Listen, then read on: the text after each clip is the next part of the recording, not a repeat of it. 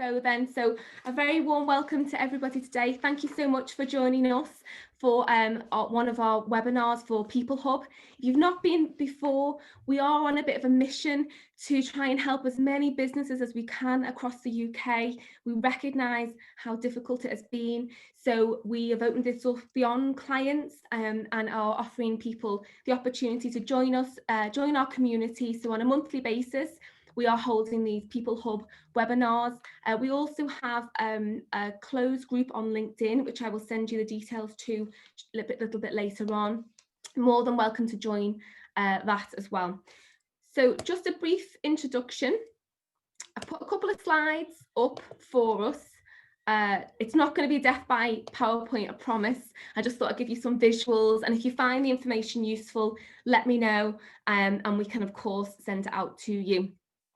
What we are going to do is I'm going to talk you through for a short period of time a little bit around appraisals, and then we're going to have a Q&A session, and then I'm also co-hosted with Dan Mayer-Lopez. Dan, if you can give us a wave. Dan is our employment lawyer. He is heads up our HPC law team, and he is going to talk to us a little bit later on just about the recent changes since our last webinar. So he'll talk about furlough and also Brexit and sort of some of the implications that may have on your business in January. So I'm going to ask everyone to just remain muted, but I would really value your questions. I know some of you have already sent questions in, so if you could just use the chat box, please, for me. So if you've got a question, if you can pop it in the chat box, and then we've also got my colleague Dan with us today.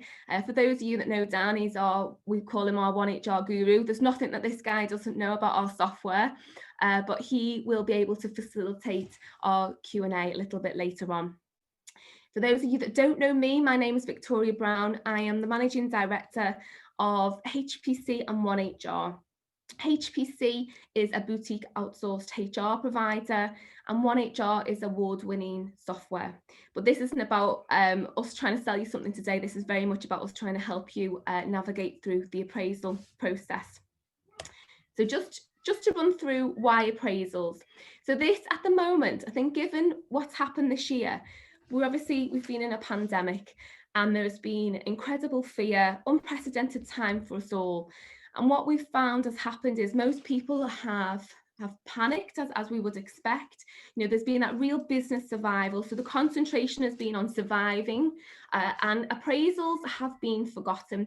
And that's one of the reasons why when Dan and I talked about what we wanted to talk to you about today, we thought this was really key, particularly given that we are, about to embark on a new year. So new start, new objectives.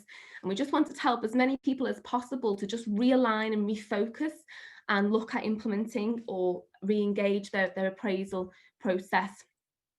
What we do find that we're up against a lot of business owners at the moment are not seeing the value in appraisals. And I see that we've got some fellow HR professionals on the call today as well. And I think from a HR practitioner perspective, we are banging that drum to the business to explain the importance of appraisal. So it's a real debate. So let me talk you through a little bit of it now and see what you think at the end. A lot of people feel that it's an unnecessary tick box exercise. And I feel like in a lot of organisations it is, particularly in some organisations that maybe have, the likes of IIP, Investors in People, or Lexel. There is a requirement as part of that accreditation. So a lot of the time it's just completed, ticked a box. And when you ask the question, it's like, well, yeah, we do that. But there's no value to the process. There's a constant argument that people don't have enough time. For those that are in larger organisations on the call today, I know that you'll have managers, because it'll be your managers that will be completing the appraisals, and the argument will continually be, well, we just haven't got the time. And I'm sure you're getting that challenge all the time at the moment, given the situation that we're in. There's also there'll be people on the call today that have got small businesses, and you may wonder whether actually there's a need. It doesn't matter what size your business is. The importance of appraisal is that your organisation, your individuals understand their objectives and how that fits into the wider business objectives. So the minute that person is hired, they need to understand how they play their part within your business. And the way in which to do that is through an appraisal process. So what are appraisals? Well, we hear lots of words around this, don't we? Appraisals, performance reviews, PDRs, PMDs. I've heard so many different phrases, and yeah, I'm not actually a massive fan of the phrase appraisal, if I'm totally honest with you, but we thought that was probably the best title to use because it tends to be used more widely across the UK. But in essence, it's an individual plan for each employee. They don't have to be resource heavy. And I think that's the challenge a lot of the time, as we mentioned before. If you make it overcomplicated, then you're going to get pushback from your managers. People aren't going to complete it. So my advice is always maybe start simple. If you start simple and you have something in place, then you're in a better position than you are potentially now with nothing in place. If you've got something that is incredibly complicated, that even you scratch your head when you're looking at it, then it might be time to rip it up and start again. So the appraisal needs to reflect the employee's job, their key responsibilities, their wider participation within the team, and their overall contribution to company-wide business objectives. This is not just regurgitating their job description. What you need to do is focus on performance and personal development beyond their day-to-day duties. You're setting objectives and you're setting that personal development plan that's going to help your business to grow and to prosper, which is, ultimately what we're all looking to particularly now achieve. So just looking back at what should an appraisal look like, and I've seen lots of variations of this, as I'm sure the HR professionals in the room have too. What I would say is it's just very, very important that is consistent across the business. And you may sort of laugh when I say that. You may think of your business and think, how could that be possible? But I have so much experience of managers using different forms, different formats. You may get a manager that comes from another organisation, and we've all done this. We've all brought with us sort of documentation or processes that we think have worked well, and they bring them in to the organisation, but there's just a mix of a process. So you need to be consistent across the business, and you need to stick to what you implemented. Obviously, appraisals are sort of what you don't want, and I think we've all been guilty of this. So I certainly, when I've been employed in a previous life, had this where it's a process, it's a document, a paper-based document that is looked at once a year, and there's a scramble and panic sort of 12 months just before your next appraisal. You're dusting off that. Because it's been on the shelf, and you're looking to see what your objectives were as an employee, and the employer or the line manager is doing the same. This needs to be a live document. It can evolve over the period of time. It can change as business changes. We've all seen that this year. Who'd have thought, the business objectives I set in January, I may as well just rip up what that looked like, because we had to evolve rapidly to obviously deal with the pandemic this year. So just have a consideration of where that is. For those of you on the call that obviously do use One HR, or you have your own HR information system, that's a great place to put an appraisal. Great, because it becomes a live document. Then everybody sees their objectives. They can be looked at frequently. They can be changed frequently, rather than it just be put on a desk somewhere and forgotten about until the next 12 months. I would also say that it is very much company specific. So to my point before, a lot of the time things I find are acquired via Google. So, I'll talk to people and they'll tell me, yeah, I've got an appraisal system, I've got a contract of employment, and, courtesy of our favourite friend, Google. That's not good enough for an appraisal. It needs to be company specific. So I'm sure all of our appraisal systems ultimately do look similar in one way or another, but it is very important that your employees have got to believe in this process. They're already potentially quite demotivated, maybe disengaged right now. You need to make them believe that this process actually is put in place to make a difference, not just to your business, but to their personal development. So it must be company specific. The objectives need to be smart. I just popped it up on the screen for us, just to remind us all. When I say smart, I mean specific, measurable, attainable. So there's no point setting objectives that no one is going to be able to attain. I always think of sales teams in this regard. We set them ridiculous targets, they never hit them, they're just demotivated, disengaged, and they don't even get close to actually the true target that we'd like them to meet. It needs to be relevant, obviously it needs to be very much relevant to their role, and it needs to be time-based as well. I think when we talk about having this fluid document throughout the year, we should be checking in on this appraisal regularly, not just on a yearly basis. So it needs to be time-based. These objectives need to have end dates too, just to keep everybody obviously engaged and that ability for them to hit their objectives. And if they don't, and if they're not there in time, then obviously we need to look at why and provide that support if necessary. I also mentioned here about considering the purpose of the appraisal, and I put money on the screen here because I just want to remind you all of the true purpose of the appraisal. It is ultimately, your people are arguably your most expensive resource. You really do need to look after your people. And if you look after your people, they're engaged, they're motivated, they will be more productive. And in turn, you will make more money. The likelihood is that they will develop, you will give them pay rises, they will make more money. The true purpose of an appraisal, if it's actually implemented right, can only be positive.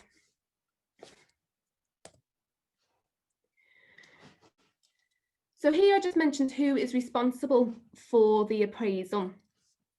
So ultimately, the line manager is responsible for the appraisal, and they need to understand what the business objectives are, because this cascades down from the top. So you can't just create objectives for an individual. You need to understand from the top what are the overall business objectives, and then that cascades down to each department. So that line manager needs to have a clear understanding of what those business objectives are, how their department contributes to those business objectives, and then ultimately how the individual, their direct report, contributes to those business objectives. Need to understand their strengths and weaknesses as well, and what areas of support they need so that they can help them, because obviously we're looking at this being its performance review, but it's also their personal development as well, which is key to this being successful. As a HR, so I know some of you will have HR departments. We've got some HR professionals on the call today.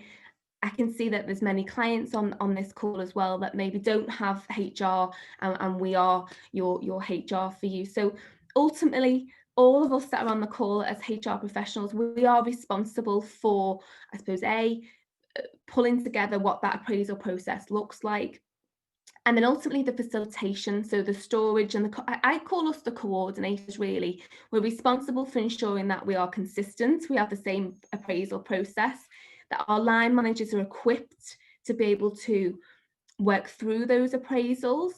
And that's really key, because I think some line managers, they parachute in as a manager, they maybe haven't got the skill set, that ability to be able to conduct a good appraisal, which is key. But I think from our perspective, when HR shouldn't be completing the appraisals, it needs to be the line manager, but we ultimately are responsible to ensure that it actually takes place, so that implementation.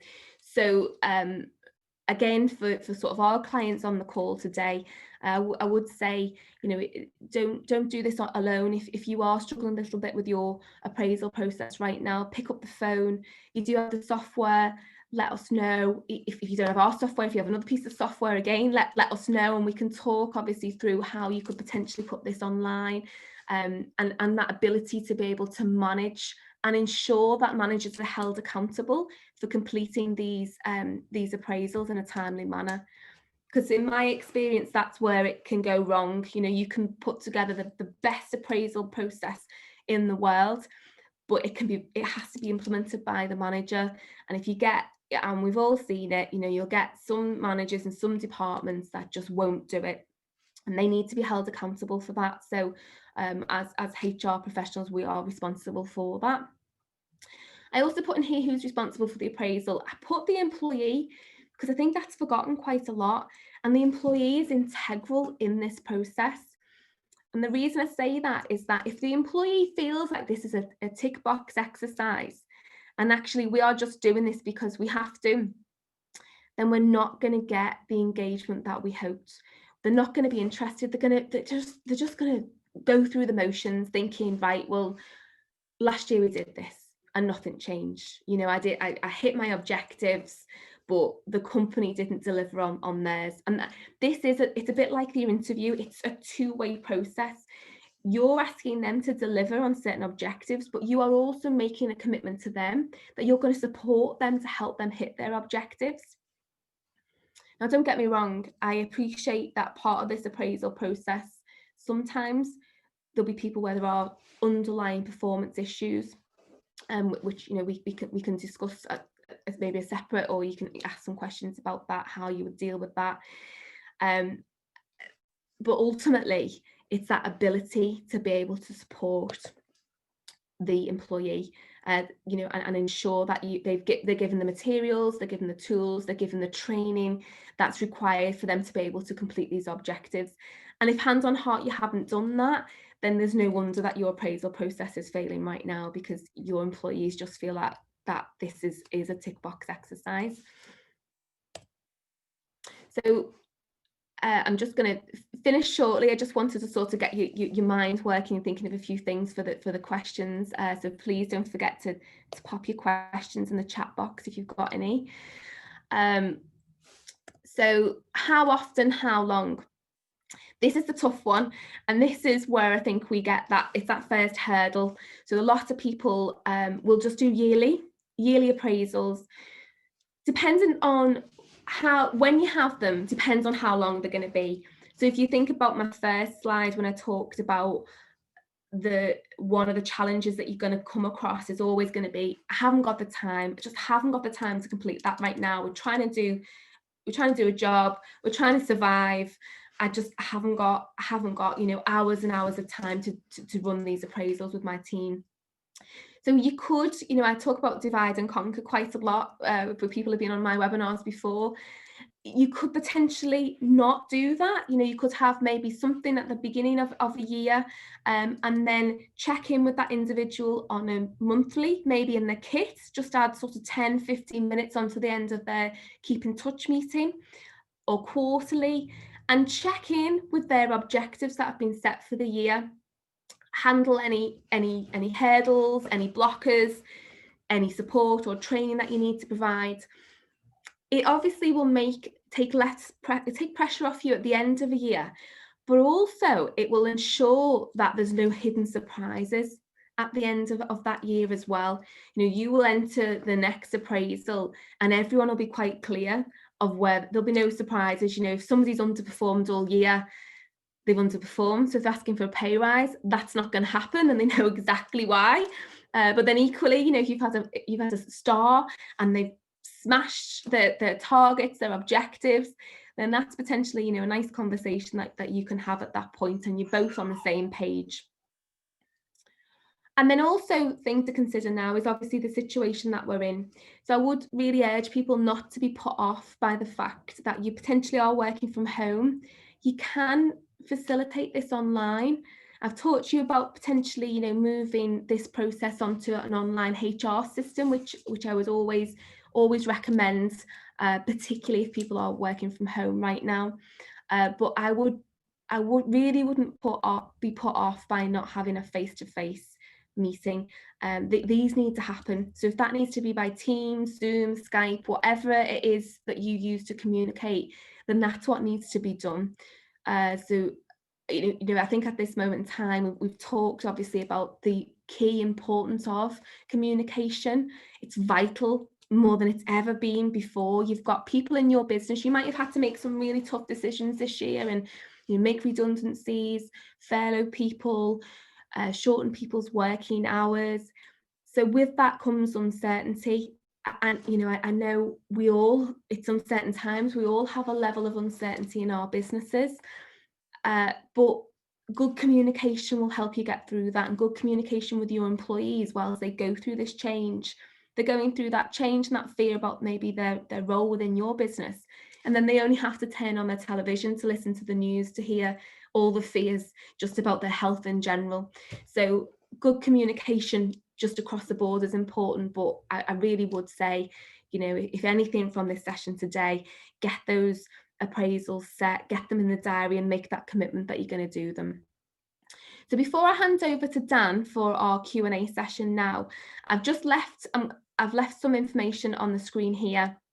This is just for the PeopleHUB. So as I mentioned then, it's open to HR professionals, business leaders, anybody that has got sort of some responsibility for their people. I think the very fact that you're here today demonstrates to me that your commitment to your people, which is fantastic. So if you're not a member already and would like to join our community, Dan has popped the QR code on here. So my understanding is if you just take a picture of it, it will actually take you to our LinkedIn group, and we'll obviously warmly welcome you to our group. And then you're more than welcome to come to all of our webinars in the future and share best practice. If you do pop anything on Twitter or Instagram or anything today, I'd just ask you if you could use our hashtag PeopleHUB as well, because like I say, we are on a bit of a mission. But I'm going to stop talking now. I'm going to hand over to Dan. Like I said, if there are any questions, feel free, pop them in the chat and we will answer them for you today.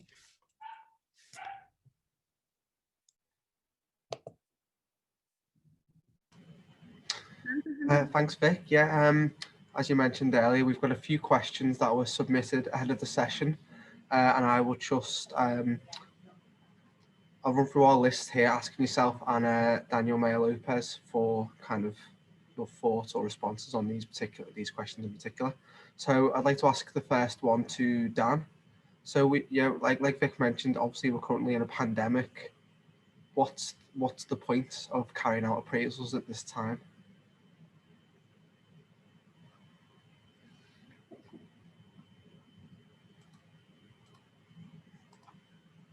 I think Dan may potentially be on mute. Hi.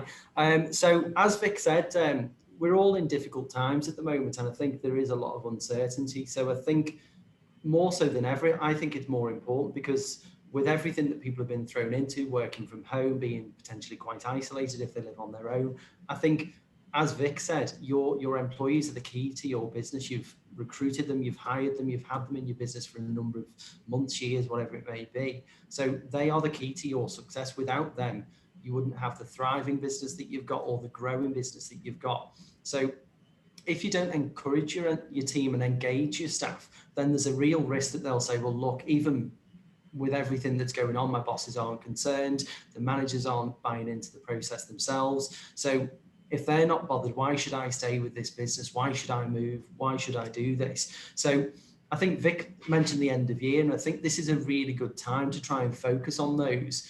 Yes, there's still uncertainty for next year and even the end of this year, but if you put these processes in place now, you've got something to strive towards for January of next year. So I think it's really important, because even as your staff members, they may still have their own career goals, their own career aspirations, that if they're not discussed during this time, and particularly if the last appraisal was a year ago, then their own career focuses may have shifted. They may have actually thought, well, you know what, I've really enjoyed the time from home. I've been put on reduced hours. Actually, I'm really enjoying that. So on that basis, my career goals have changed. So if you don't engage your staff at this point in time, you don't know how they're going to have reacted to this. They may have changed themselves. So I think it's very much, we're very keen on this at HPC, is about employee engagement. So engage your staff, speak to them, see what they want, because it may be that may change the way you decide how the business is going to go in 2021. So like I say, I think at this point in time, it's probably more important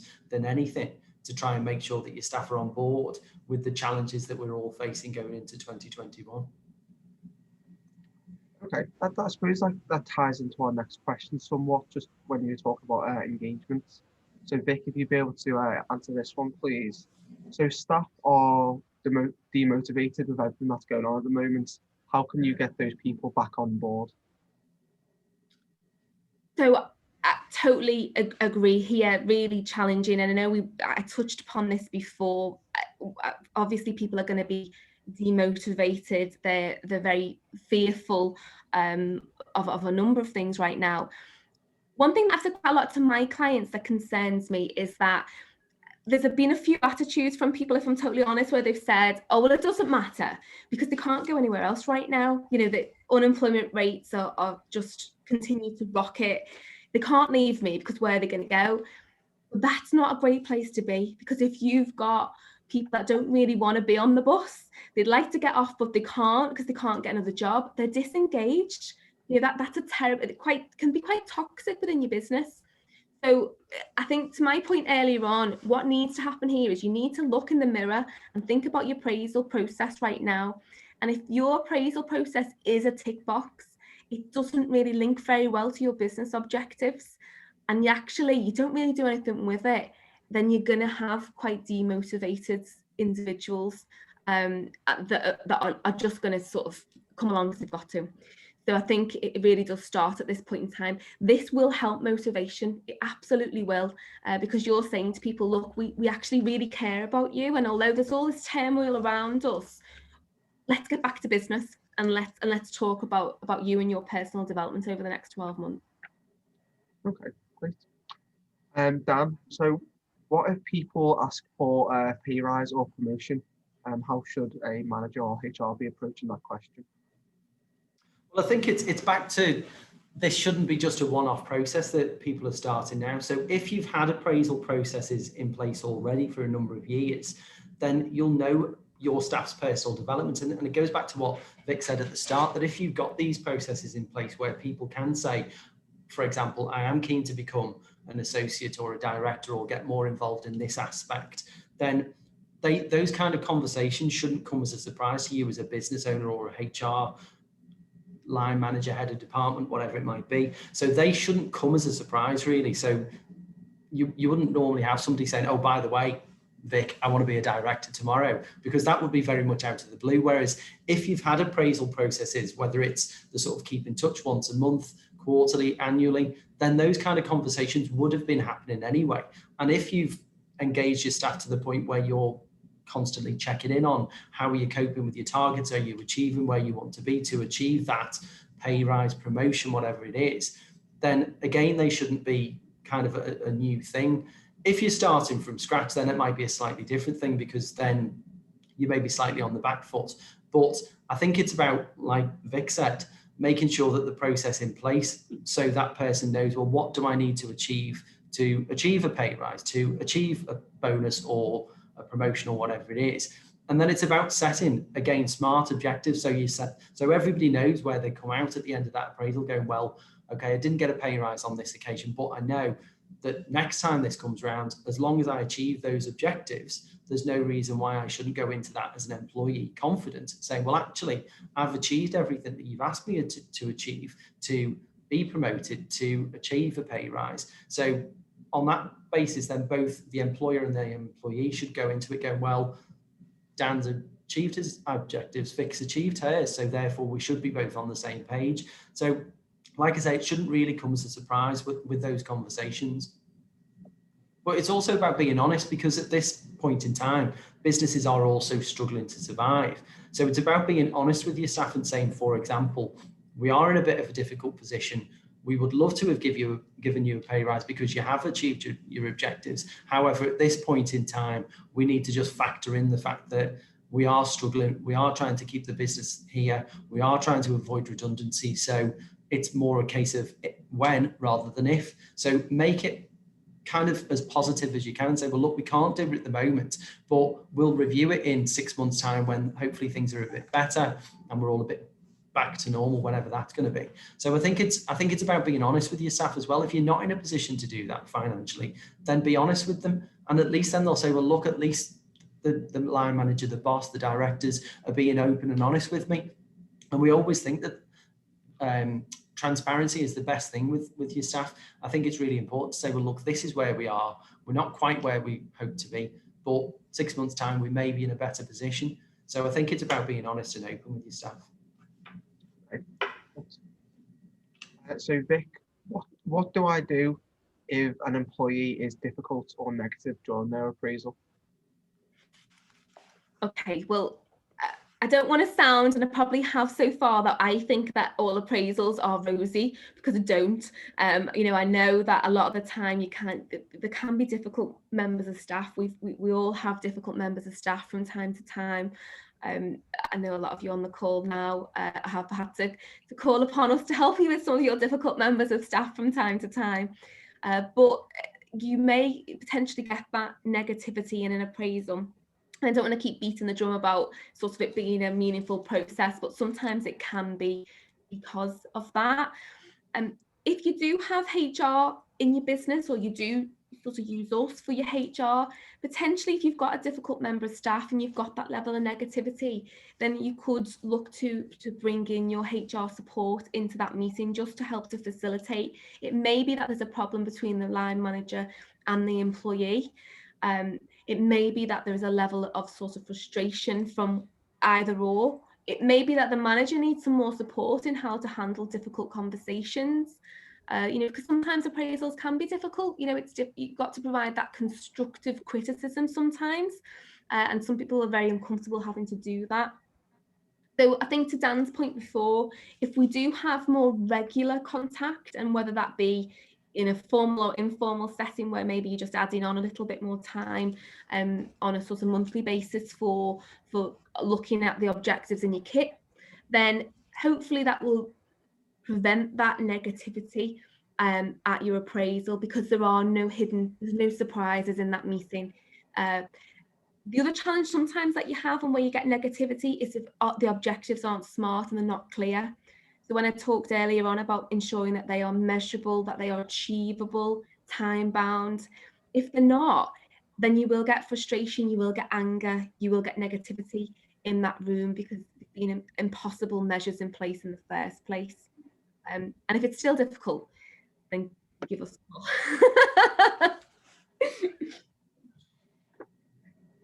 Perfect, thanks, Vic. Dan, so if we had an employee who was underperforming, should this be brought up in the appraisal, and how would you bring that up? So I think the starting point for that is that it's sometimes something that we find as part of the job that we do, providing outsourced HR advice, is that sometimes a business is not keen to deal with that worrying issue, that difficult conversation.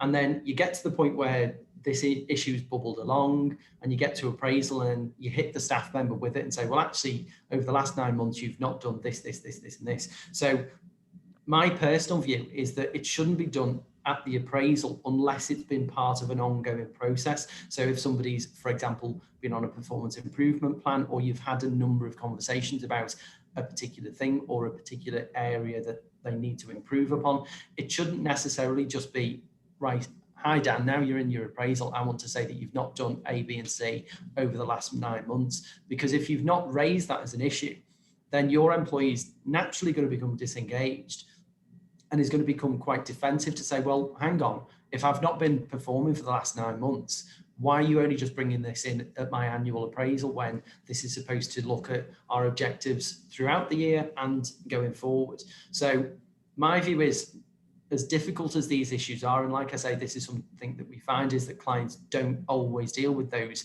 awkward situations, and then it gets past the 2 years, for example, and they're saying, well, how do I now try to manage that person out?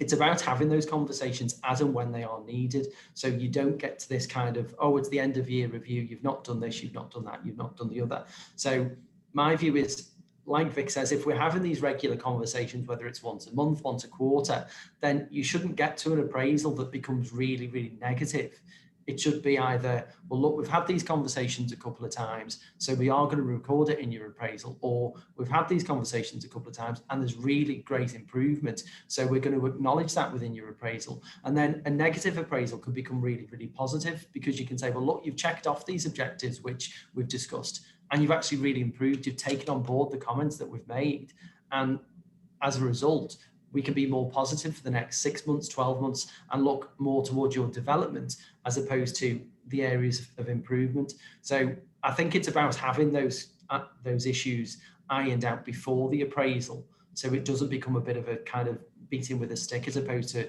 looking forward. Okay, perfect.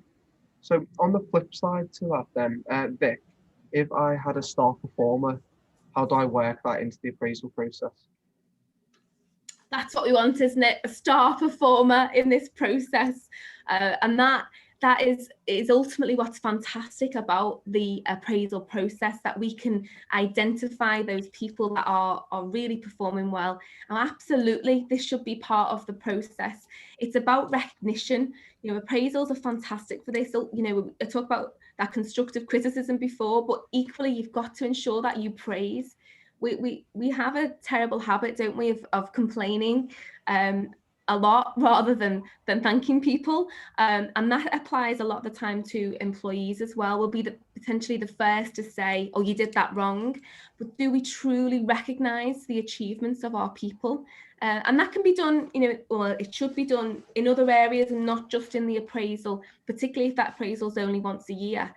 But it absolutely should be documented in there. And, we understand at the moment, we're all in the same position right now. And I think that is one of the big fears at the moment, that people are worried about completing and conducting appraisals because they haven't got the cash to be able to offer any incentives, any pay rises, and they just don't want to have that conversation. But Dan hit the nail on the head before. It's far better to have that appraisal and be open and honest. And if you've got a star performer, but actually right now you haven't got the ability to give them maybe the pay rise that you think they deserve, don't worry about it. The fact that you have acknowledged that they've done a fantastic job and you recognize what the value they've added to the business, and you're open and transparent. That's what's really important right now. Be open and transparent. And if you can't make that pay rise right now, it doesn't matter. You'd be surprised actually that whilst pay is important and it makes the money go round, it's not the be all and end all for everybody. There's other things that can be done. And I'll probably do another session on this actually, just to give you a little bit of support on other areas rather than just pay that we could look at to incentivize our staff that aren't going to impact on our bottom line right now. But yeah, recognition really is important. So yeah, let them know in the appraisal that they're a star performer. Excellent. Dan, one of the questions we've had is that, so if you have an appraisal system in place, but the managers just don't or won't complete these appraisals with their staff, what can I do? Okay, so I'm going to come at it from two angles. So from the employee's point of view and also from those above the managers. So we'll start with the managers. So if you've got a bunch of team leaders or heads of department who aren't carrying these, or you've got one particular person, manager, head of department who's not doing it, then again, it's about identifying issues with people. So if your manager, head of department, isn't completing them, then you need to tackle that, because the reason that they're in that management, team leader, head of department role is because at some point you've identified that they've got the capabilities to manage a team, to run HR sessions, to run appraisals. So if they're not achieving those objectives, then it's back to what we were saying before, is that you should be having those conversations with them. And if it's happening year on year on year, then you as a business owner need to tackle that and say, well, look, you're in a position of responsibility. Part of your job is to carry out appraisals, and you're not doing that. So therefore, potentially you may need to look at either further training for them and to find out why they aren't completing them. So what's the reason why you don't want to do them? Is it back to all those things that we said at the outset? I don't like having difficult conversations. I haven't got the time. So it's about finding out the reason why from the top down to your managers. Well, why aren't you completing them? And then it's about working with the manager to find out why and to address the issue and to tackle it and say, well, okay, if it's about time, then maybe that's a time management issue. Is it that you're too burdened with other things? Are you taking on other people's responsibilities? Because, for example, you don't know, that manager may be carrying another manager who's not doing any of their job at all. So it's about identifying the reason why and then sorting that out. So going at it from an employee's point of view, so my line manager just doesn't do appraisal, doesn't do keep in touch meetings at all. What can I do about it? First thing, like with any sort of work-related grievance, speak to your manager and say, look, for example, the handbook says we're supposed to have these every December. You didn't do one last year. December's now come up and we've not had anything in the diary to put one in for this year. Is there any reason why? Can you tell me why we've not had these appraisals? Bearing in mind, we're supposed to have them on a yearly basis, whatever it is.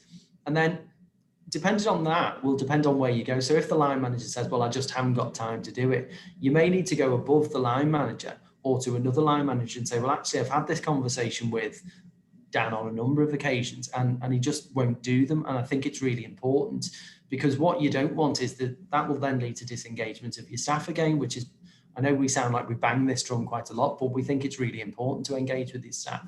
So what you don't want is for them to go, well, look, my line manager's not even bothered, so why should I be bothered? And then, like Vic says, you just get people turning up and going, well, I'll just do my job, go home, and I won't put any more effort in than is needed.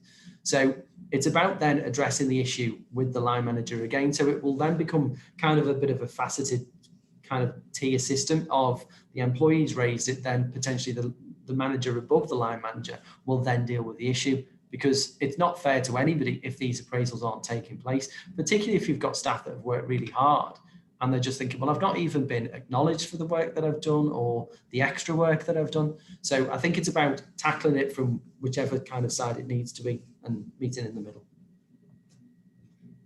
Okay, perfect. We only have one question left that was sent in before the webinar, but we've also got a question from Ruth in the chat that actually ties into this last question. So I'll ask them both to yourself, Vic. So the first question is, I've never done an appraisal before. Where do I start? And then what Ruth has asked is, do you have any suggestions on the sort of questions we should be asking in appraisals? Sorry, sort of questions we should be asking in appraisals? That's right. Okay. So if you've never done it before, where do you start? You need to start at the top, as I mentioned earlier on. So you need to start with what the business objectives are. And that may seem really obvious to some people, and you may have those business objectives nailed. There'll probably be some people on this that haven't, and if they're totally honest, haven't this year for lots of genuine reasons where you've just been trying to survive.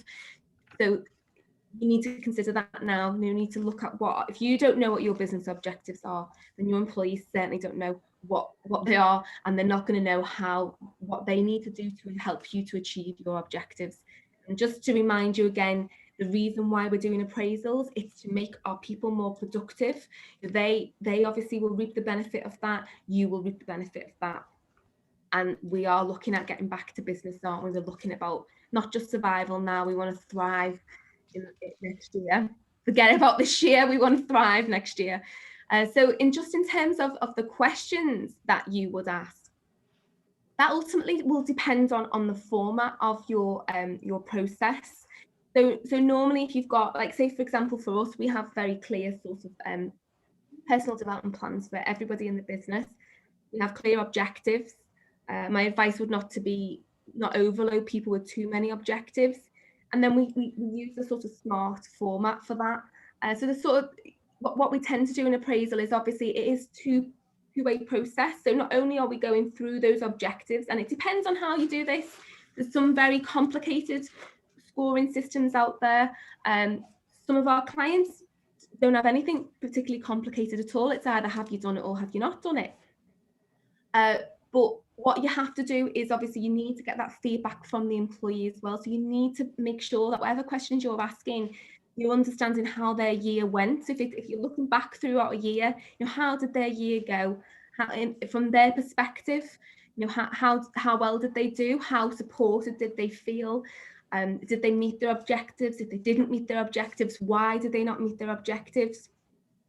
Just to try and, because it can be hard, you know, and I've done this many a time where you potentially hold an appraisal and you have an employee that is not that they're not engaged, but they're not particularly talkative either. So it's quite hard to tease out this information. So you can get a bit of help before we, as part of our appraisal system, we actually send out online. Now we send it through our system, but it's a document that you could send it out sort of on paper as well, just for that reflection in advance. So you get that reflection, asks various questions to the employee about how they've been over the last 12 months, you know, have they met their objectives, what have they enjoyed? And also we ask for feedback as well, so any recommendations that they'd like to let us know about, that they think that we could do better, or that they really like about the business, or that they really hate about the business. From a manager's perspective, that helps you a little bit as well, because then there's no hidden surprises on the day. So if somebody is, as we talked about earlier, a little bit angry or a bit frustrated, then hopefully they'll get it out on that document beforehand, so you are prepared and ready. It's not going to be a rude awakening on the day. If that helps. So Dan, just conscious of time now, if that's it on questions, if anybody else does drop any questions in the chat box, please drop them in. We will come back to you and we'll still respond to your questions, make sure that everybody gets the answers that they need today. But I think we're just going to hand over to Dan. We saved the best till last because we know how much you want to talk about furlough and Brexit. Dan, we do separate sessions that are employment law updates, but we just felt that given the current time that we're in and constantly Boris changing the rules, that you may sort of value a little bit of an update. But again, any questions on this, drop them in the chat box and we will follow up with you. Hand over to you, Dan.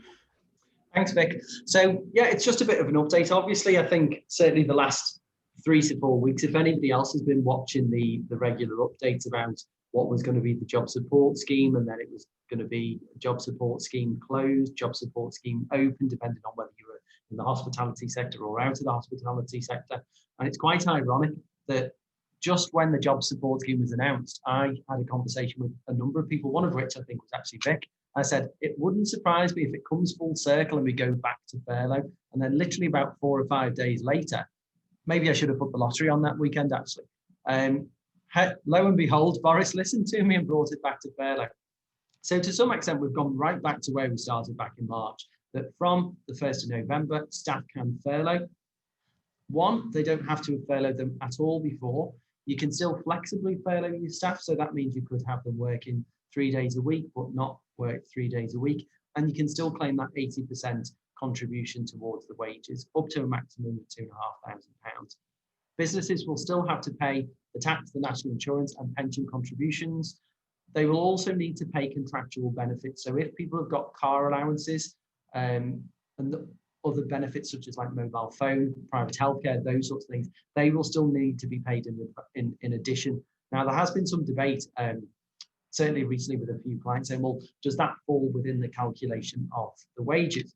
Now, I've taken advice from our external legal team as well, and they've said, well, no, it doesn't. Your wages are your core wages. Now, if there's a regular commission or bonus scheme that is in place as well, then that can be calculated as a part of the wages, in inverted commas.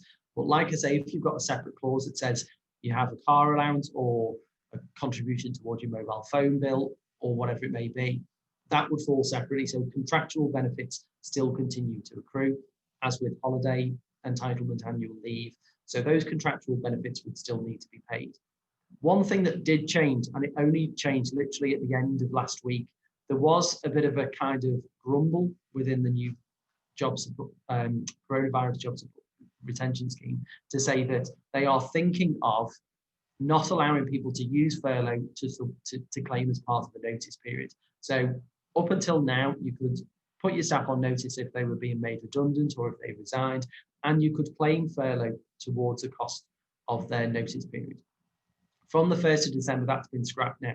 So what they've basically said is all these businesses that are potentially making people redundant or staff members leaving, businesses have up until now, or certainly up until the 1st of December, been able to claim the grant of 80% towards the notice period From the 1st of December, that is no longer applicable. So if you've got someone that you've made redundant or someone who's resigned and is working their notice, the business has to fund the notice period at 100% of the price. They can't claim the job retention scheme anymore. That's a big thing, because especially if you've got staff who, for example, been with you for a number of years, they're on a maybe 1-2 month notice period, that's going to be quite a big chunk to the business, particularly if they're on a decent salary and you thought, well, at least we can get 80% up to a maximum of 2,500 back. But going forward from the 1st of December, you will no longer be able to claim that if somebody is in their notice period, whether that's from the business or the flip side of the business, if the employee is resigned. So that's one of the biggest sort of challenges for businesses going forward, particularly if you're thinking of making people redundant. You will need to factor the cost of the full notice period in, as well as any redundancy payment, holiday accrual as well. So that's the biggest thing for furlough. So just be aware that that's coming in literally less than 2 weeks. So that's something to be considerate of. The other thing, obviously, is Brexit. Now, some of you have businesses that have staff members who are recruited from abroad, or staff members who already are from the EU and who work with you. Now, from the 1st of January 2021, as you know, we will officially have left the EU, either with or without a deal, who knows at the moment. And that is going to be a consideration for staff for businesses who have staff either that work within them from the EU or who are remotely based, for example, in the EU themselves. So there is a new system coming into place whereby effectively it's trying to make sure that the lower skilled staff stay from the UK, because the new scheme going forward is that it's generally, we should only be recruiting outside the UK if there's a particular skill set that we can't find from staff within the UK. So it's going to be based on a point system. So instead of the EU, it's going to be like anybody else who's applying to come to this country. So for example, my other half was from South Africa. When he came to the country 17 years ago, he had to go through a point system to show that he was going to bring something to the country that was going to be of benefit to the UK. So going forward, it's going to be the same for EU citizens, that they will have to do the same. And it's going to be on a point system based on qualifications, experience, ability to speak English. Probably not going to be so much of an issue for most of the EU countries, because they obviously learn English as part of their education in any event. There's also going to be a salary, minimum salary band, which from memory is in the region of about 26,000 euros. So probably somewhere in the early 20,000s. And it's going to be, like I say, based on a point system. So you will have to prove that that person should be entitled to come and work in the UK on the basis of this point system. The other major change is that businesses will have to apply to be a sponsor, and they have to apply for a license.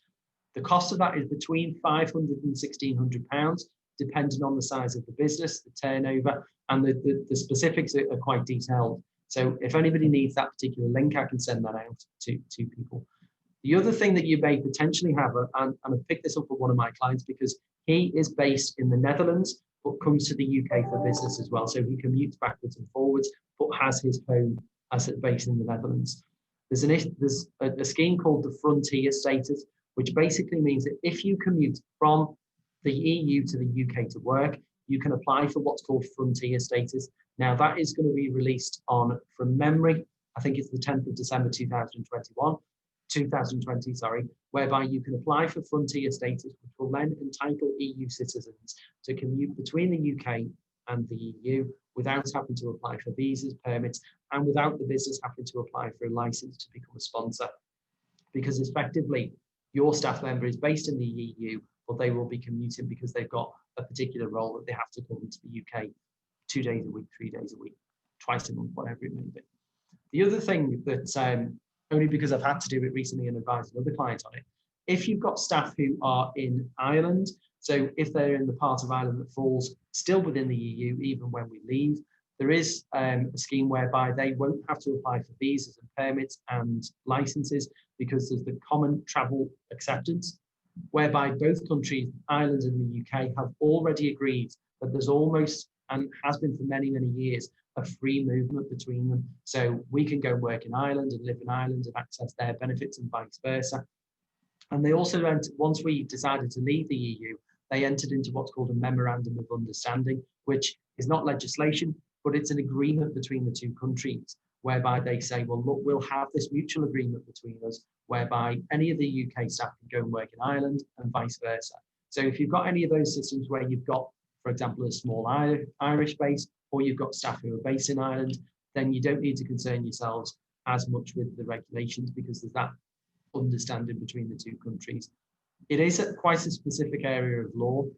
So if you're in doubt, then my advice would be to speak to an immigration lawyer, because it is, like I say, it's certainly quite specific area of law. Obviously, we know about the sort of EU regulations and Brexit, but if there's anything more specific, initially speak to us, obviously, if you're one of our clients, and we can obviously direct you if need be. But if it's a fairly straightforward process, then obviously it's something that we'll deal with.